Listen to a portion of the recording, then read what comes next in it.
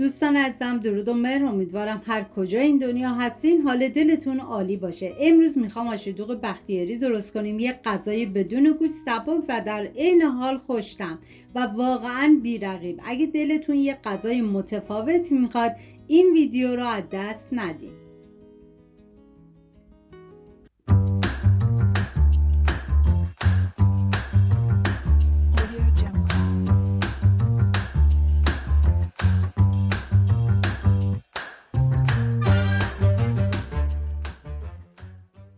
150 گرم گندم را از شب قبل خیس کردم، میریزم داخل قابلمه. مقداری آب جوش میریزم، زمان میدم تا گندم بپزه. همین اول ویدیو هم میگم دم بختیاریای عزیزمون گرم با این غذای فوق العاده خوشمزه‌شون که واقعا بی‌رقیب بود.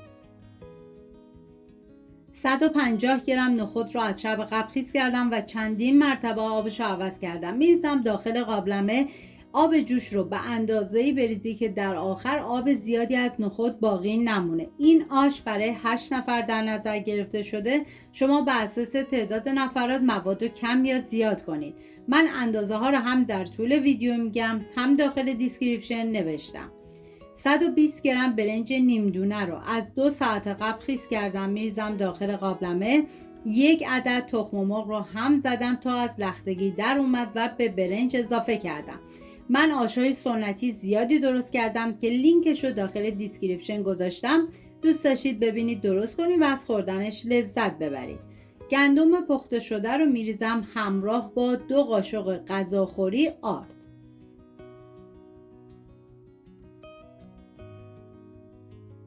هم میزنم و بعد قابلمه رو میذارم روی گاز. 2 لیتر دوغ به مواد اضافه میکنم، هم میزنم تا زمانی که دوغ به جوش بیاد.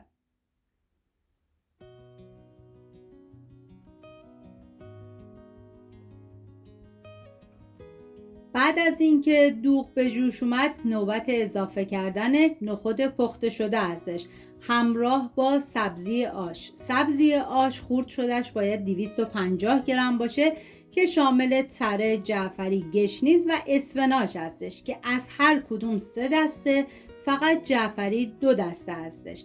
و من از برگ سیر تازه هم استفاده کردم. شما هم اگه داشتین استفاده بکنین طعم این آشو فوق العاده خوشمزه تر میکنه. اگرم نداشتین، چون توی این غذا از پودر سیر استفاده میکنن که بهتون میگم توی کدوم مرحله استفاده کنید. زمان میدم تا آش جا بیفته. 4 عدد پیاز رو به صورت اسلایسی خورد میکنم. این آش از اون غذاست که مطمئنم با یه بار درست کردن میشه پای ثابت غذاهای همیشگیتون. داخل تابه مقداری روغن میریزم. بعد از داغ شدن پیاز ریز شده رو میریزم، هم میزنم و میذارم پیاز تف بخوره.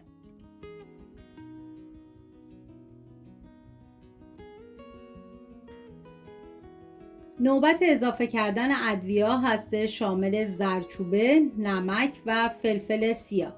پودر سیرم توی همین مرحله استفاده بکنید. چون من از سیر تازه استفاده کردم، پودر سیر این مرحله رو حذف کردم.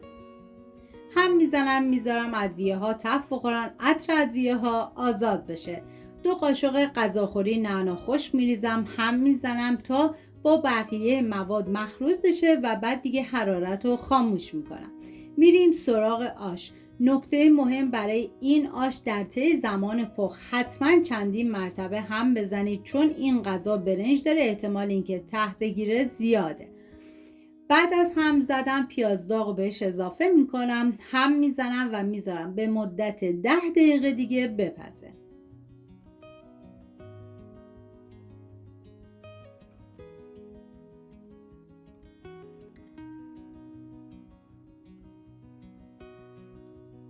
امیدوارم از این آشدوغ بختیاری خوشتون اومده باشه و حتما امتحانش کنین. اگر این ویدیو براتون مفید بود خوشحال میشم ویدیو رو لایک و کانال رو سابسکرایب کنید تا ویدیوی بعدی رو از دست ندین.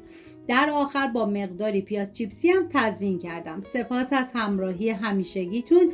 تا ویدیوی بعدی مراقب خودتون و خوبی هاتون باشید. تا درودی دیگر، بدرود.